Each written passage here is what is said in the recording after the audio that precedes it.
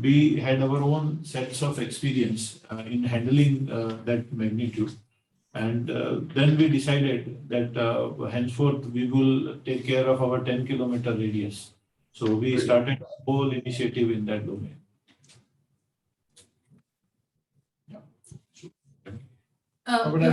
We allowed participants to join, and we have already allowed all the participants to join, sir. And if it's convenient to all the panelists present, I would request Akshay Bhai to please live it. Kindly live in the GUNI social handle platform. We can see it live now. Yes, sir. A very good afternoon to everyone.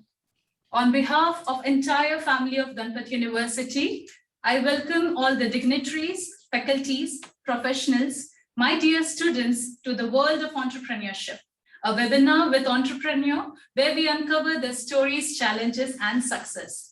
Ganpat University is a university of opportunity and is pioneer in creating new impetus, new zeal, and new energy, which enhances the core values like innovation, employability, entrepreneurship, community connect, and cultural competence.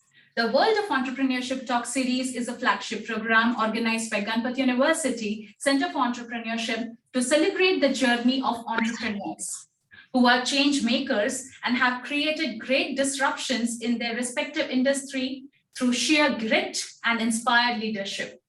On the 21st episode of the World of Entrepreneurship, I humbly extend my sincere gratitude to Honorable Pro-Chancellor and Director General Ganpat University, Dr. Mahendra Sharma, sir.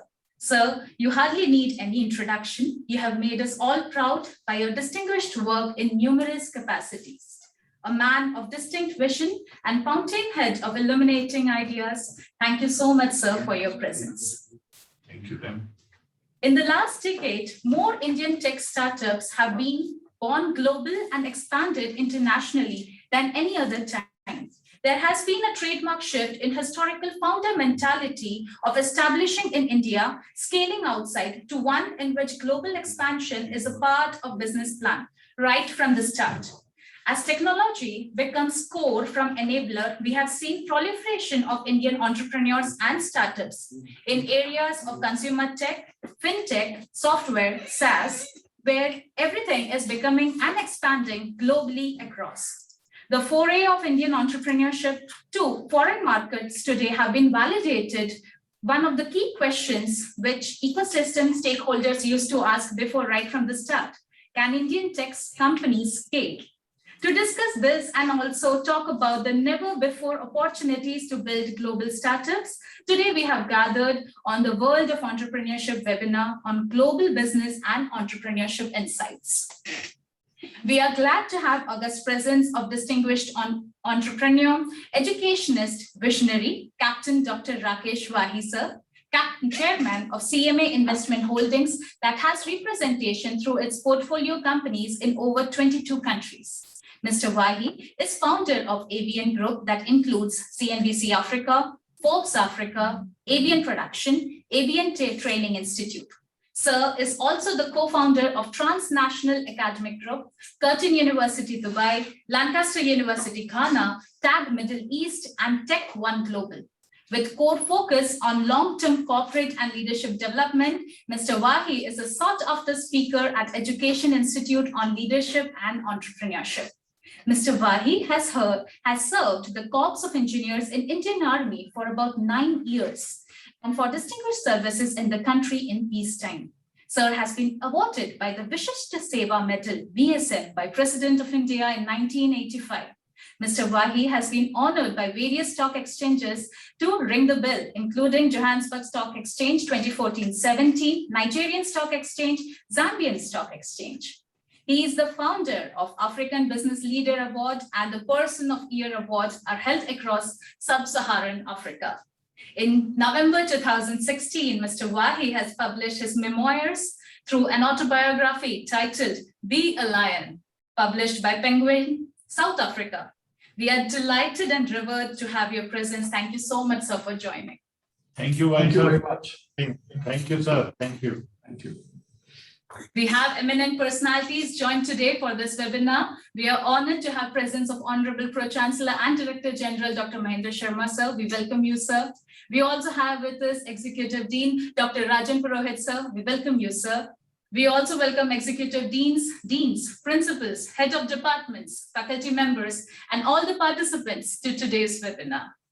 We would like to begin the World of Entrepreneurship webinar, Global Business and Entrepreneurship Insights in conversation with Dr. Rakesh, Wahi, sir. This brings to my first question, sir. Can you tell us how did the concept of your business came about and what motivated you to become an entrepreneur? Thank you very much.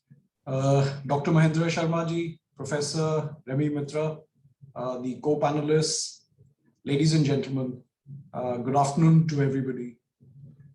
First and foremost, thank you very much, Professor Mitra, for the kind introduction and for giving me this opportunity to participate in this very prestigious forum. Just to start with a bit of history and giving you my age, which is at 62 now. In the 50s and 60s, if you remember and go back around that time, everyone wanted to be a lawyer, an accountant, an engineer, or a doctor. Now, my father was a soldier. He retired as a colonel in the army and was an engineer. And so my career ambition was also, as it happened in our generation, was to become a soldier. So I joined and graduated from the National Defense Academy, which is NDA, and the Indian Military Academy, which is better known as the IMA. I was commissioned into the Corps of Engineers in 1980.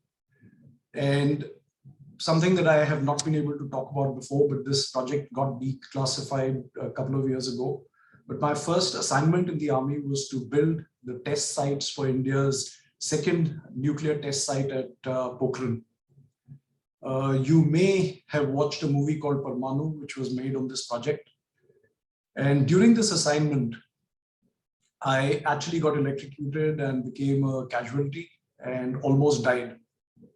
While I was on a hospital bed at the command hospital and was recovering and fighting death, I came to the realization that life can end with the touch of a button. And this is a precious gift to us from God, from our parents, or whatever spiritual being that is there. And we must celebrate each day to achieve what we truly desire. Now, during the Pokhran period, and as Dr. Mitra has pointed out, I was awarded the Vishesh Seva Medal and perhaps was the youngest officer in the history of the army to get this by the President of India in 1985. I then went on to complete my civil engineering at the College of Military Engineering. And after that, I was posted to the 1st Armored Division in 1986 in Pokhran, in Patiala. Now, from there, in 1987, I was handpicked to go to the Antarctic, where I helped set up the second base for India in the frozen continent. And that was perhaps one of the greatest experiences in my life. Now, while the seeds of change were born during my hospitalization in Pokhran, it was when I was at the Antarctic that I decided to leave the armed forces. Now, this was a decision that was not supported by my family. My father, in fact, was livid. And they always joked that, my brains had frozen in the Antarctic cold. My decision was not because there's anything wrong with serving in the military or the army did not meet its commitments to me. On the contrary, it is one of the finest careers that anyone can have. And I can proudly say that I would not be the man I am today if it was not the training in the armed forces. But what had happened was that my needs had changed. And as human beings over a period of our lifetime, we'll see that our own requirements outgrow the vocation that we are in. And when that happens, it's time to change. But I had absolutely no idea that what I was going to do when I left the army or the world that I was stepping into. I left the army in 1988 in September, and I had 17,000 rupees in my bank. I had a young wife and a 5-month-old son. I stepped into a world that I was neither prepared for nor trained for. And the only thing that I carried with me was a very strong value system that the army had ingrained in me. I moved to Dubai in 1989 with the help of my sister who was based here. And that was perhaps one of the best decisions that I could have made. And for those of you who know, Dubai is one of the most unique and welcoming, investor-friendly countries in the world. And it is by its geographic location right in the center of the globe. Now, around this time, you may remember that the CIS markets were opening up and Perestroika had happened. This was in 1989. And with the help of some old school friends, I went into Russia and started the trading business. And this is where I started my initial entrepreneurial journey. Now, this was a very difficult and a different period because there were no cell phones. We never had the benefit of emails or the internet, which the current generation is used to. You're used to, getting responses within, if somebody does not reply to you in 30 minutes, you feel that there's something wrong. But in our time, it took 3 to 4 weeks to get a letter back from a customer. And if you had the luxury of a telex machine or when the fax machines came along, we thought that the whole world had been revolutionized. But Russia was a paradise at that time for anybody who was prepared to take risks or could understand the cultural nuances of the region. And one of the benefits that I had was that Indians were their only trusted trading partner in those days. So as I continued the journey in Russia, we made a lot of money in everything from real estate to commodities. And it was a time when the Russian economy or the CIS countries required everything. So almost everything that we touched was profitable. It was like being at the right place at the right time. But then there were a lot of other people at the right place at the right time. But we had the ability to take calculated risks. And so for as long as we operated at a small scale in the CIS, nobody really saw me as a threat. But in 1994, we made a bid to acquire 2 banks, one in Russia and one in the Ukraine. And I also looked at participating in some of the privatization of the state enterprises, because we saw that these opportunities in Russia at that time were endless. But it had the typical problems of emerging markets where legislation was opaque. There was a big fight going on for turf in the major sectors. And personally, I lacked a few areas which I was not really prepared for at that time. The first was organizational support, lacked proper capital. But most importantly, I lacked personal credibility. And after having made a reasonable amount of money in Russia, I finally decided to exit that market and try something completely different with my life. As we all know it, life is a complex maze, but opportunities will always come in the form of people and people who touch your lives. And this is true for all of us. We have never been able to achieve anything on our own. It's always through the interaction with people who give you ideas, who are your well-wishers, your family, your close friends. And also never discount the number of people who come into your lives. And I have always said that people come into your life for a reason. Never discount that element within your life. And it was in this context that I met a very prominent American banker in 1994. And with him, I started my journey into the world of investment banking in the technology, media, and telecom sector, which you know better as TMT.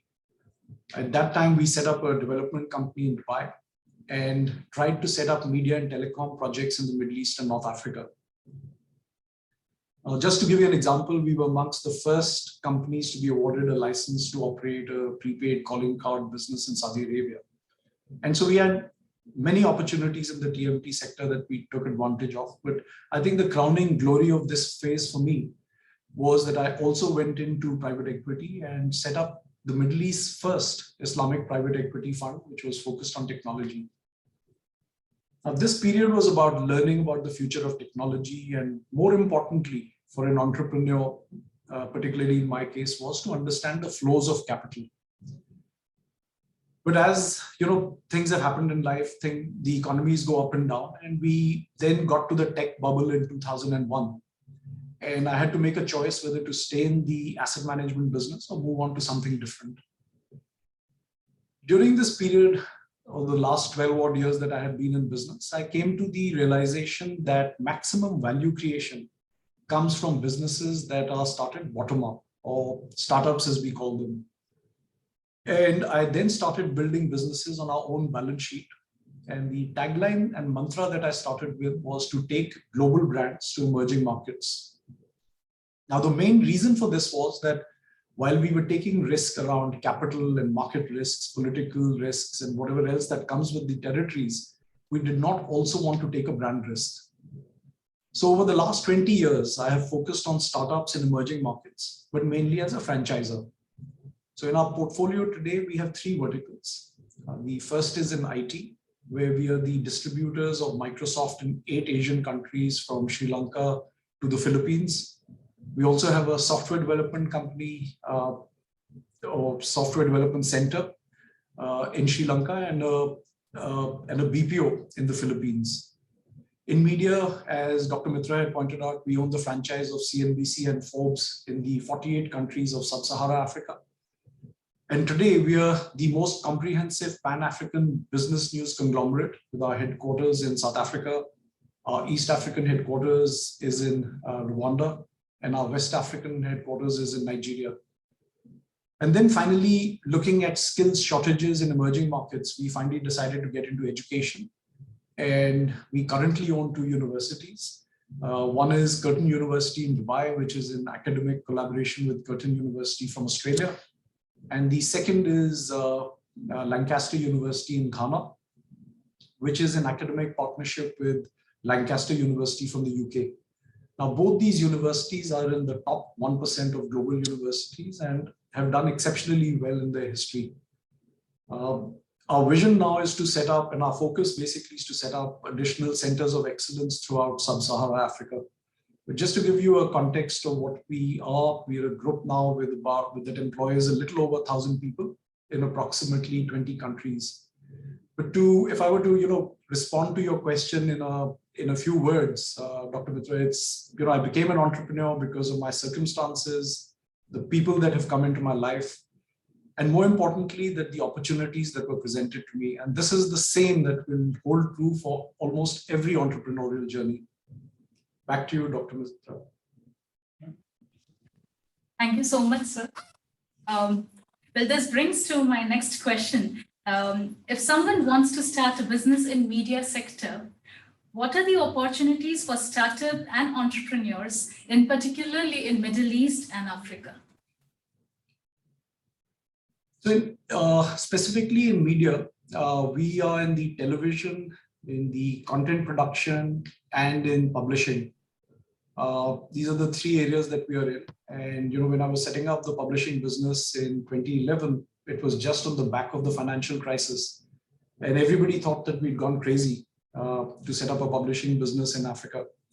But I believed in the brand Forbes, and we actually launched it in Africa and did exceedingly well over the last 10 years. But what has happened over the last 2 decades or so, these sectors have been completely revolutionized and completely disrupted by technology and innovation. It's more than in any other industry around the world. COVID has further catalyzed this sector. And if you look at things like businesses like Netflix and some of the other social media platforms, they've done exceedingly well through this period. What we have to do today, like in all other businesses, is that when we are assessing opportunities, the most important aspect to look at is putting the customer at the center of the ecosystem. Earlier, because of demand and supply issues, we would always see that if we had a product, it would always find a market. But now the consumer habits have changed so rapidly. And this is impacting all business processes and models. And we actually have to put the consumer back in the middle and take a look at how they are responding to the changes that are taking place.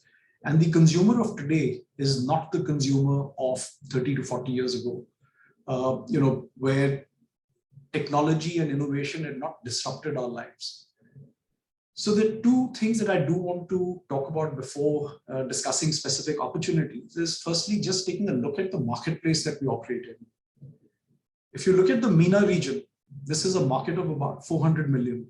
but it's fragmented into about 20 to 25 countries, which is very different from the Indian market, where you have a unified market of 1.3 billion people. The only unifying aspect in the Middle East is the language, which is Arabic. And from an economic perspective, the region is split between some of the very rich oil-producing Gulf states and the other oil-producing countries like Iran and Iraq, and then the less developed countries in North Africa and the Levant area, which is Lebanon, Jordan, Syria, Yemen. But the two big markets that are focused on in the Middle East are Saudi Arabia and Egypt. And the biggest and the richest markets are Saudi Arabia, the UAE, where we are based, Qatar, Kuwait, Iraq, and then Iran, which is currently not in the good books from a global economic standpoint. As far as Sub-Sahara Africa is concerned, the region is about 1.2 billion people today. The population will grow to about 2 billion by 2050. All World Bank reports say that this is going to be the youngest and the most dynamic market into the future. So they say it's the time of Africa into the next 30 years. The common language there is English, but there are about 6 to 7 countries that are Francophone or French speaking, and a handful of countries that are Portuguese speaking. The two largest markets from a GDP point of view are South Africa and Nigeria. Outside of this, there are 46 other much smaller economies. So once again, this is a very fragmented market as what you are used to when you look at the Indian market, which remains a very large unified market, although each state can be looked at as a very different country in the context of India because of the differences and the consumer habits, which are quite different in each of the states that we operate in. A common factor that binds the Middle East and the African markets is that consumers still don't like to pay for any of the content. This is a very specific issue around the media industry. It is changing, but it is changing very slowly. Now, with the exception of games and movies, anything that is subscription-based will take a long time. Now, if you look at what is driving media is convergence, and with that comes the requirement of broadband and connectivity. And in the Middle East, while there has been a high uptake of internet rollout, in most parts of the Middle East, in Africa, the internet is not widely available and data is still very, very expensive. So there are a lot of limitations that we are sitting with in terms of the internet and the access to data and video and other content. Now, if you move away from there and we look at the media industry very specifically, we have to look at the drivers of the industry. And if we assume that technology will evolve and will be a common denominator, then at the core of this, there are three principal drivers in the media industry, which is content creation. You have then aggregation and distribution of the content. And then the third part is the revenue or the advertising part of the business or sponsorship related business. Now, if I look at the first driver, content will always be needed, whether it's news, movies, sports, edutainment, or any other genre. An area that will continue to grow, where India is doing exceedingly well, is in the entertainment sector, is games. And I've included that in the content creation. Games today are much bigger than Hollywood and Bollywood put together. And in all entertainment, formats and techniques will evolve, but people producing these will continue to be in high demand. So if you're in areas of content creation, in any form of it, as they say, content is king. And I see that whether you do it in English or in regional languages or in Arabic, there will be a big demand in both the Middle East and in Africa. Now, within content creation, we've also seen the explosion of social media. Now, my generation doesn't understand this very well, but people are making a lot of money with things like blogging, and people have become influencers, and they're making a livelihood out of it. And this is becoming a very successful area. For us, these are uncharted territories, but the industry has been marred by things like fake news and undue abuse of the social media platforms. But it remains a very effective way for corporates or clients to access their markets in a very, very targeted manner. So if you're looking into the content creation on social media, that remains a very big opportunity in our areas. The second driver is distribution. Now, this is where the most change is taking place, as the internet has given so many options through OTT, IoT, or you choose any of the acronyms that you understand. The current generation of consumers are cord cutters, and those that don't want to be tied down to conventional distribution of television or radio or print or newspapers. I doubt very much most of the people on the webinar today will be even audiences that read the newspapers anymore. The audiences today want information on demand. They want it in a format that they can consume it in, and they want it immediately. So that becomes a very different part of the distribution aspect of media. But internet and the slow rollout in Africa and some of the Middle East markets is going to place will place significant limitations on this area. And this segment will take time to develop. And my personal view is that because of the high capital requirements, it's best to watch this space, because a lot of telecommunication companies and large communications are getting into this convergent space. And whether we talk about triple play or any other convergence terminology, this will get more and more competitive. Now, the final driver, which is that of revenue generation and revenue allocation.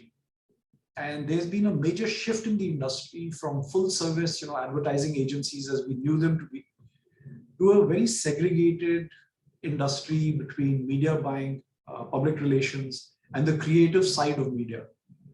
Now, services to clients in each of these areas will remain extremely valuable for startups. And the value remains in going after small businesses that are not really targeted by the big agencies. Another area that is growing rapidly, which should be considered, are things like digital analytics, digital marketing, which then helps assisting with the allocation of budgets on the online side of the media industry. And this has a lot of scope, and there will be a lot of demand in Africa. And once again, looking at the smaller businesses, a lot of the large clients are typically looked after the major agencies. And more advertisers today are leaning towards digital marketing and supporting campaigns on social media platforms like Facebook and Twitter and LinkedIn. So the services around these remain a big opportunity. Another important market that we should remember is the very large NRI market, both in the GCC countries and in South Africa. This market consumes all forms of media coming from India. A lot of Indian news, entertainment channels are already distributed by direct-to-home technologies and operators, and they continue to make a lot of money. So this is an area that will continue to do well. But the bottom line and the point to remember continuously is that the landscape has changed. Technology and innovation is driving change, but entertainment will always remain a very important human need. And all the services in this media value chain will remain in very high demand. I know that I cannot discuss all the opportunities here, but if anybody requires any specific advice, I'll be happy to provide this offline. So back to you, Dr. Mitra. Thank you, Wahi Sahab. In fact, you have very extensively described the various opportunities. And in fact, in the earlier question, your entire life has been inspiration for everybody who are listening, because from army to taking on the challenge of creating a startup, because it was in fact a startup, the terminology might not have been used extensively at that point of time. And you rightly said that it was bottom-up approach. And that's where your life, sir, is an inspiration for everyone. And while you talked about all the three verticals and the education sector in which you finally went ahead and invested, so are the courses which are being offered in the institutions there are supporting your other verticals, or they are open given the regional employability and entrepreneurship requirements? I think, what on the education side of it, Dr. Sharma, what we've looked at is that, when we typically get into a market, as you do in any business, what we do try and do is do an assessment of the market and try and put some filters there. Right. But more important is to actually understand what are the requirements in the local countries in which we are operating. So a skills audit of the local markets are very important. So Right. curriculum is largely designed towards what is the local requirements in the countries in which we're operating, because there's no point creating graduates and postgraduates in vocations where there's no employability available. So Right. to answer your question, I think the focus has largely remained on the skills audit that we do with the Ministry of Education. We spend a lot of time talking to the corporates, and I think this is again a very important aspect that the corporate sector needs to be involved in the education establishments, as I'm so sure that Ganpat University does as well. Yes. Actually tell you what type of jobs are being created and what they need. So for instance, I'll give you an example. We have a logistics operator, which is one of the largest in the world. When we were setting up in Ghana, they said that, look, we need more people in the logistics business, and can you actually set up some programs designed for this? So I think it's a no, you don't have a one size fit all. You have to actually design things as you evolve. And that's the beauty of today's environment, that you have to be nimble to be able to address all the requirements as we move forward. Yes, thank you, sir.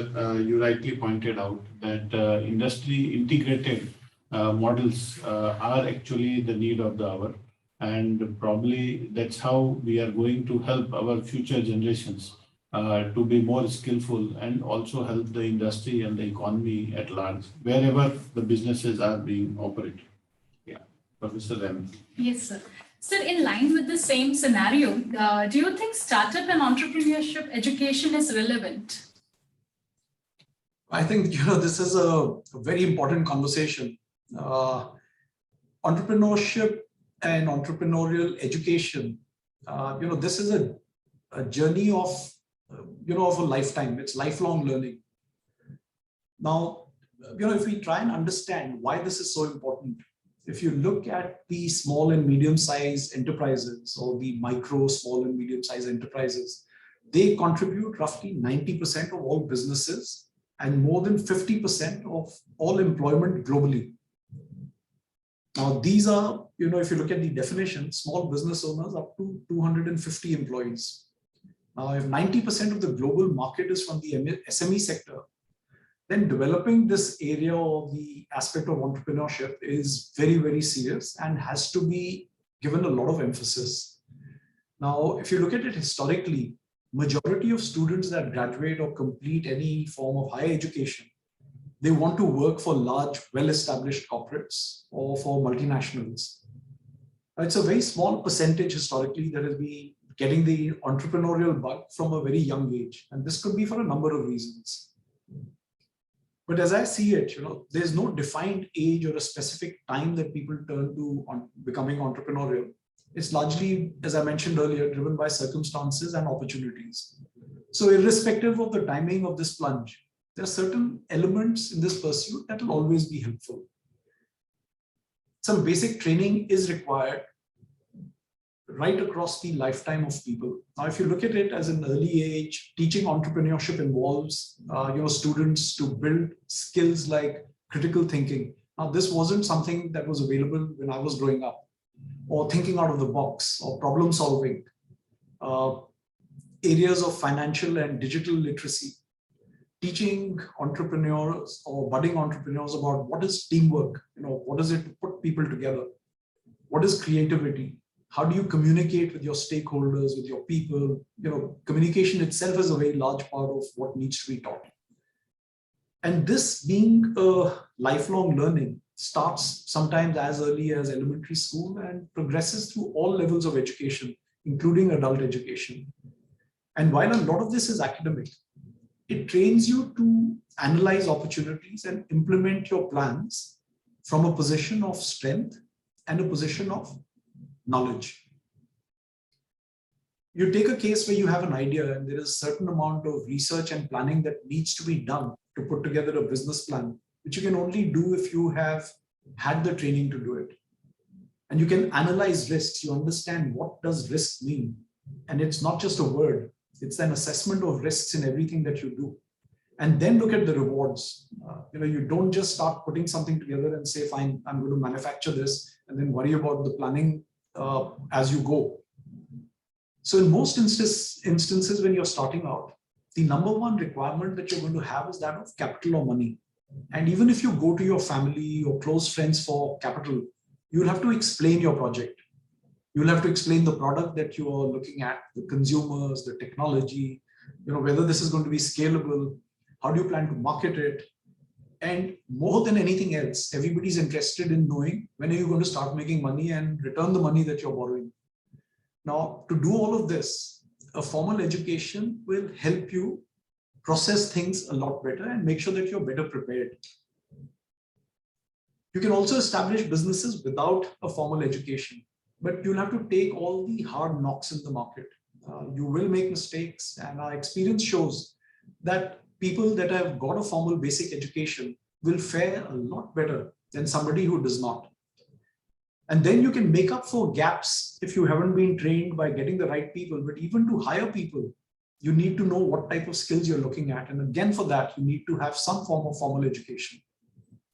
Now, I'll give you an example from my own self, because as Dr. Sharma ji was saying earlier, that in our time, we didn't have these benefits. When I went to Russia, and the reason I left was because I made a lot of mistakes in dealing with the opportunity that was presented to me, because I didn't have a structure. I didn't understand the nuances of being an entrepreneur and what was required.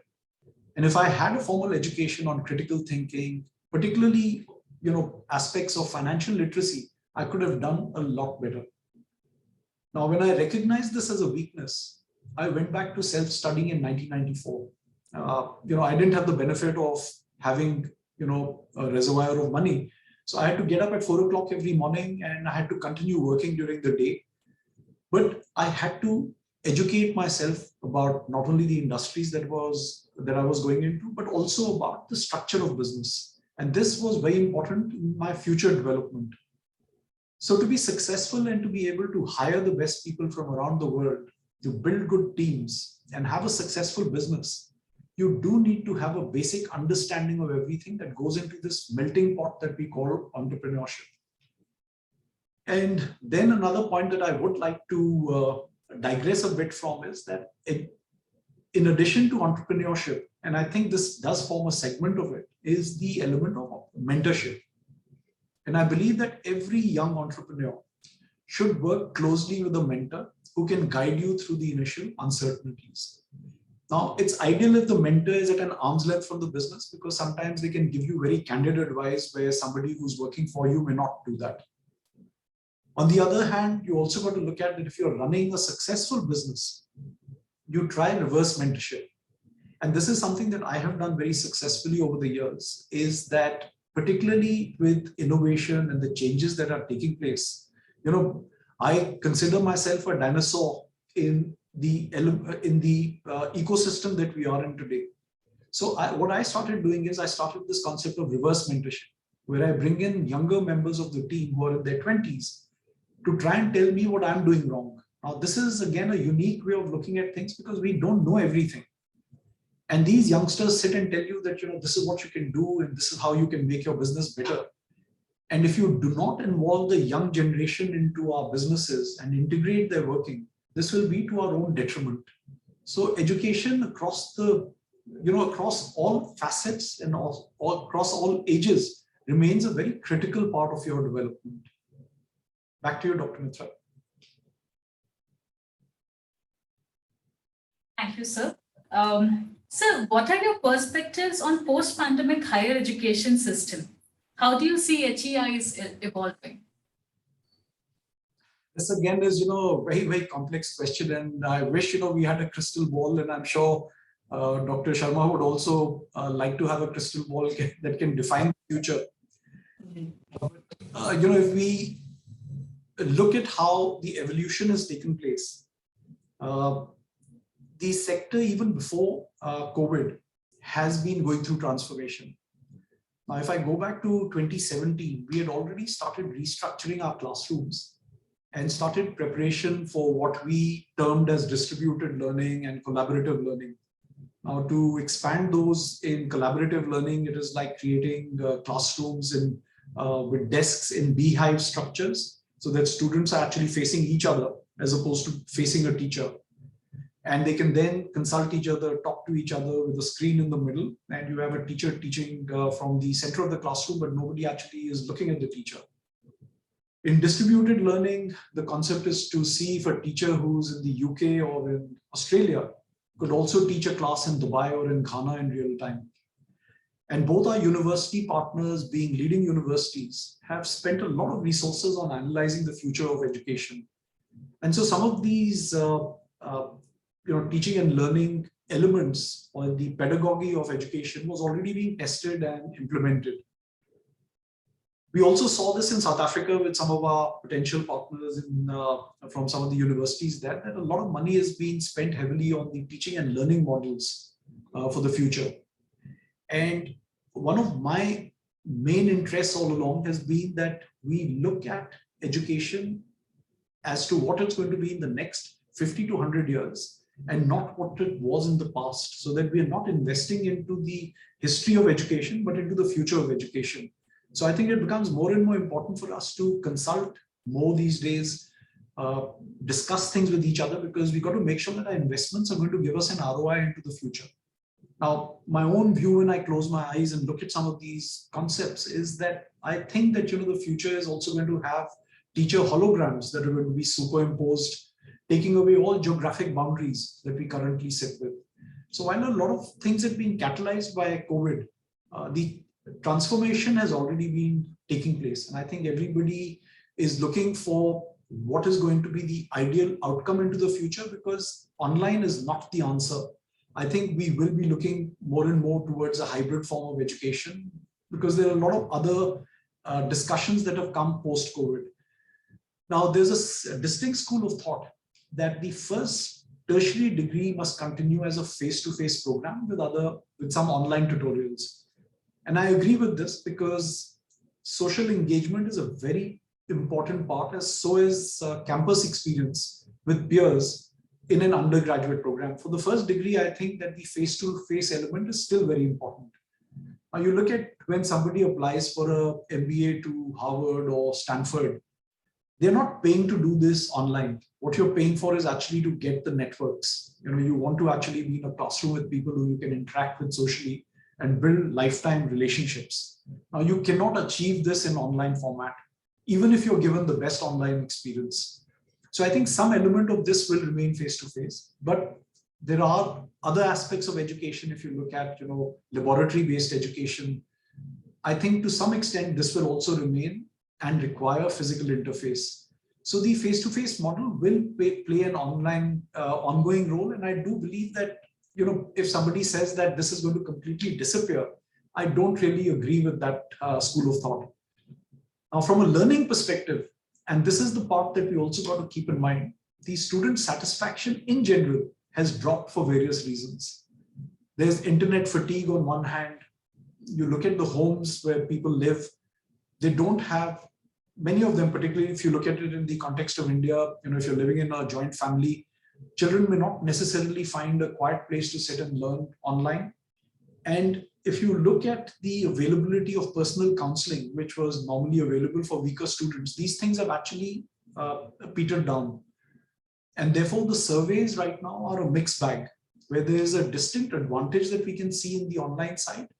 But I think you have also seen that you have to have a certain element of face-to-face teaching, which I believe is now going to lead to a hybrid future, which is, I think, what we have all accepted. Then there are other changes that are coming in the development of employability. And as I was talking earlier, there's a lot of change that has happened because of the transformation in the retail sector, particularly. The logistics sector is completely revolutionized because of consumer behavior. So the changes in technology and the future jobs, there are skills audits, which I was talking about earlier, that all progressive governments are doing, so that they're moving towards a skill-based education system, which points to the fact that employers want work-ready graduates and not simply graduates that need 6 to 9 months of training when they join. So I think the consumer side of it, or the market point of it, will continue to evolve as well. Now you look at the demand and the scale of opportunity. If you look at markets like Africa, the population is expected to go to 2 billion. There's a requirement for mass training institutions. Even if our back of the envelope calculation says that even if 1,000 higher education institutions are set up today, they will still not meet the demand. I believe that online skill development programs, especially in STEMs, computer sciences, healthcare, and many other areas of vocation will mushroom across the continent over the next decade. The next is the aspect of the training of teachers. And I think this is something that we're all facing, that teacher training is becoming a very important aspect of this evolution. One of the points in these student satisfaction surveys is that teachers are not necessarily completely skillful in managing technology. So I think they got to go back to the drawing board, particularly people coming from an older generation, to understand what is it to actually teach online, because it's a very different skill set to the conventional teaching methodologies. And then finally, I think the area we really got to focus on, and perhaps Dr. Sharma ji had talked about this, is curriculum. And how do we see curriculum that is going to be redesigned for the future?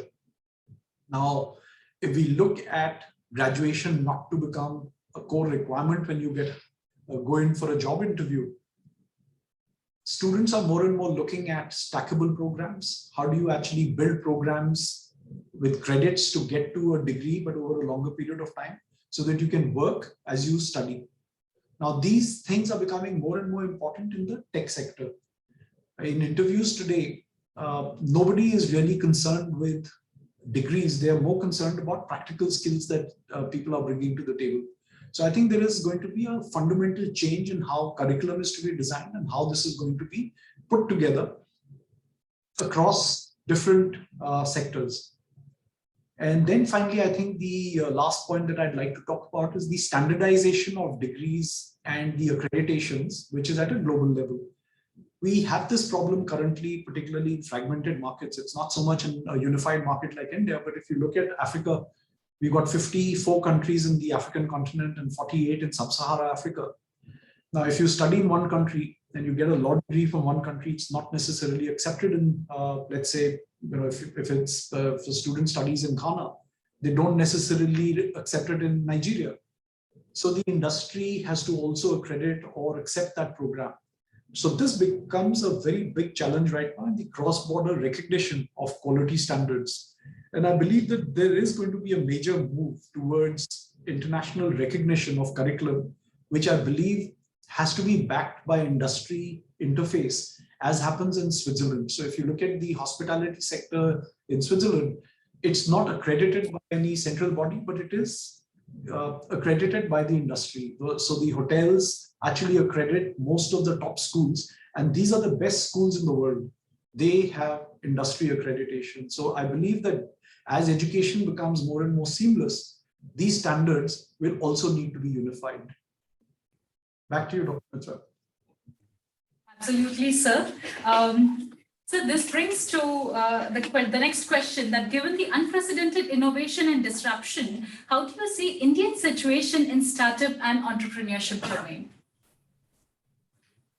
I know, the audience is largely Indian, and we'd like to see it in the context of India. But what is happening with innovation and disruption is not just an Indian thing, and I think we have to look at it more holistically, because this is now becoming a global value. And through the efforts of so many programs by governments, universities, you yourself got an innovation center. There are multilateral organizations that are contributing a lot of money that's going into R&D. And the intent behind all of this is to revolutionize the way in which we do things. This is the very genesis of the fourth industrial revolution, particularly what we're seeing in emerging economies like Africa.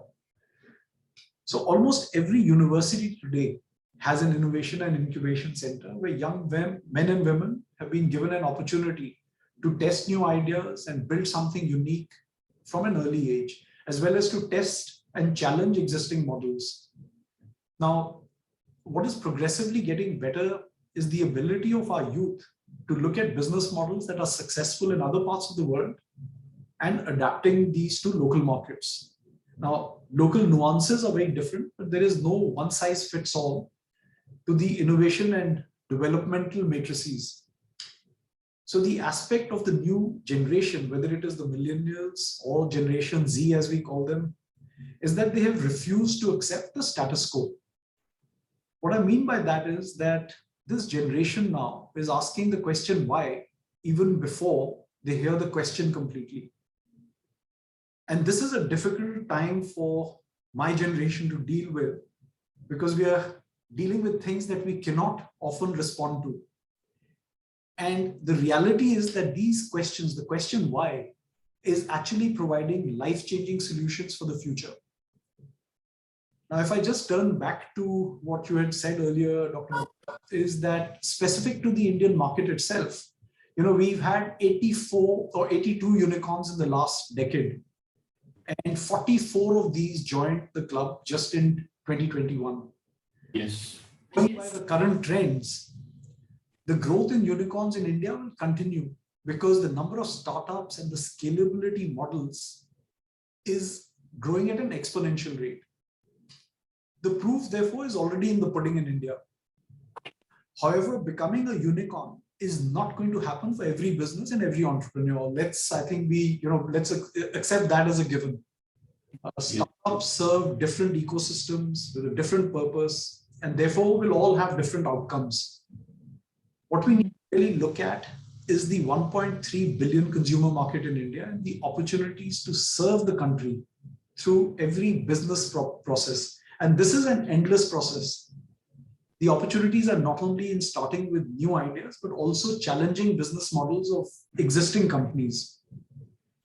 So where I want to turn this conversation a little bit right now is also to focus on current business owners. It's not just of somebody who's coming in with a startup, because innovation is also impacting every industry. And wherever disruption can take place, it will happen. If you can steal somebody else's lunch today, you will steal it.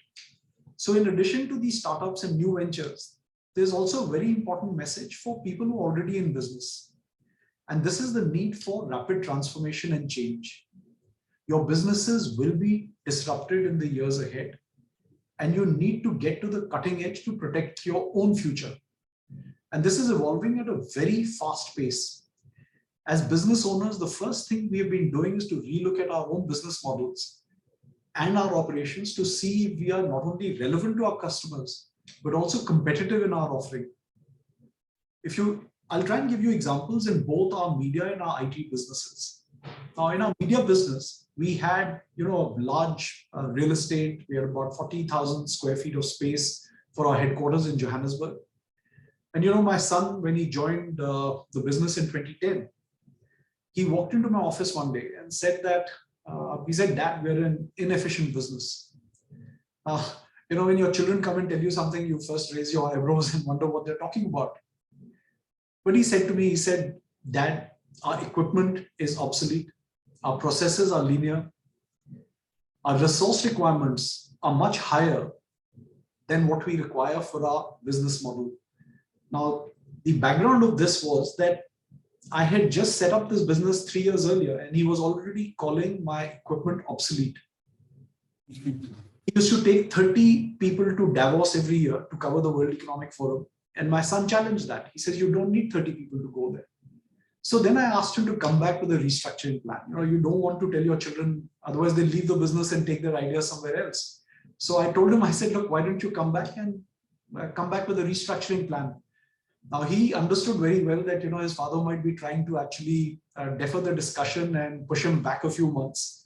And so he basically put this matter to the test, and he told me, he says, "Look, I'll come back with a plan for you, but I need a promise upfront that whatever I recommend is going to be implemented."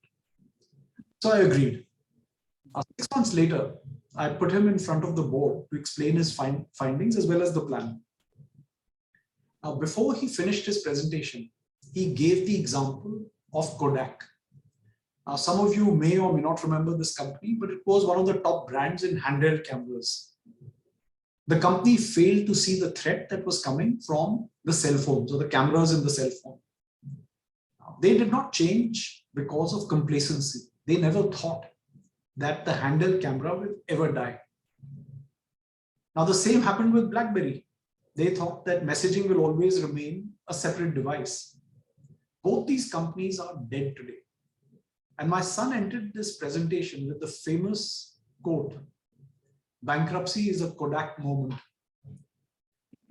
After this presentation was completed, I then requested the board to execute all the plans at lightning speed. What was the net result of this? We reduced our space by 75%. We reduced our staff by 65%. All we had to do was to get a bit of capex to modernize and digitize our studios. We installed robotic cameras, and we now became a lean, relevant, and competitive business. So this was an evolution that we went through. Now, if we hadn't made the change, somebody else would have got into our business and provided it at a third of the cost of what we were doing. Another example is in our distribution business. Now, for those of you who remember when we used to buy PCs, they used to come with a big box of floppy disks. I don't think the younger generation even knows what floppy disks were. But you had 30 to 40 disks that used to come, and they had to be loaded into the software as the operating system. That moved to then becoming a single CD. And then from the cloud, we started using just an encryption key. So the industry has changed. Now, my main core business was supporting Microsoft in the licensing as a distributor. So the value of the service remains the same, but the complete methodology of the process had changed. So what had we got to do looking at this change happening at the license level? So we evolved from being a licensed distributor to becoming system integrators. So from just providing licenses, we started managing desktops for all the large organizations. So for instance, in Brunei, we were managing 10,000 desktops for the government. And so we today became a technology solutions integrator. But it did not stop there. We then started looking at what is happening in the industry around and how do you serve your clients better. So we acquired a document management company. We set up a software development center to create our own IP. And we started offering value-added services and moved away from earning small margins in the software business and in distributing software to services. And with these changes that we did over the last 8 to 10 years, we are today one of the most awarded IT companies, solution companies in Asia. So the message here is that you have to keep evolving and upskilling even if you are in a good business today, because it is going to be rapidly evolving. And I therefore believe that innovation by its definition is to redefine how to do things better and more efficiently. And this is going to continue to cause disruption within all businesses. In practical terms, a lot of opportunities are being created with this new ecosystem, and they'll continue to grow as you're seeing happening in the Indian market. Businesses that do not change and do not manage this change in time, they will perish. And it's not because the product is not needed, but it's because someone is offering the same product in a more cost-effective and in a more efficient manner. I'll end this with one more point. We live in a world of technological singularity. And this singularity is irreversible. The Indian market will continue to thrive and grow in leaps and bounds. And as you build your businesses in India, keep your sight on modular growth. And look at the world as your oyster, because all emerging markets, particularly in Africa, are still a decade behind the innovation curve. And to the audiences at the webinar today, I can only say that the future belongs to all of you. Back to you, Dr. Mitra. Thank you so much, sir. It has been such an excellent session. This is definitely a food for thought and action for startups, incubators, investors, policy leaders, government functionaries, industry leaders, and MSMEs. Actually, with the spur of questions in the chat box and Q&A section, we definitely need a second round of sessions, sir, to learn more from you. At the concluding note, sir, I would like to present the vote of thanks for today's webinar. To begin with, I would like to thank our eminent guest speaker, Captain Dr. Rakesh Wahi, sir, for visiting and enlightening us with your vast experience and knowledge. Today's webinar was full of wisdom and learning. It gave us insights into entrepreneurial spirits, diversifying business opportunities, and building investment capacities around the globe. I'm pretty sure the precious knowledge that Sri Rakesh Wahi sir gave us will motivate our students, startup incubators, enthusiasts, founders, co-founders, entrepreneurs in their future endeavors.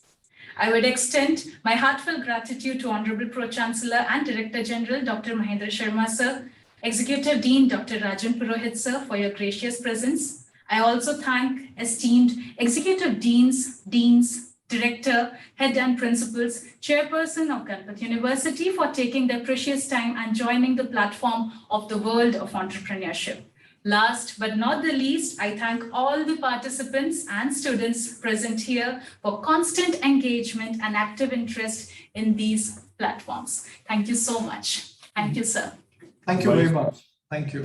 Sir, it was extremely learning experience. And in fact, Professor Rami rightly pointed out, we will need a second session with you, sir, with the depth of knowledge and with the clarity with which you have brought out things. It's not possible that we cannot have another session with you. So whenever your time would permit us in the future, sir, we would like to have another engaging session. And while the questions, there are a lot of questions which are there in the chat box as well as question and answer, Professor Rami will share with your office, and with your guidance, we would write back the answers to the concern so that they get their questions answered. And in fact, sir, we would take this opportunity whenever you are traveling to India, be our guest. We would like to host you. We would like to show you the effort we are doing at Ganpat University, and we can look at the possibilities of how we can work together also in the future. Thank you very much, sir, for your time. Thank you so much, Sharmaji and Mitraji, and to all the panelists. Thank you. Thank you, sir. Thank you, sir. Thank you so much. Thank you. Thank you, sir.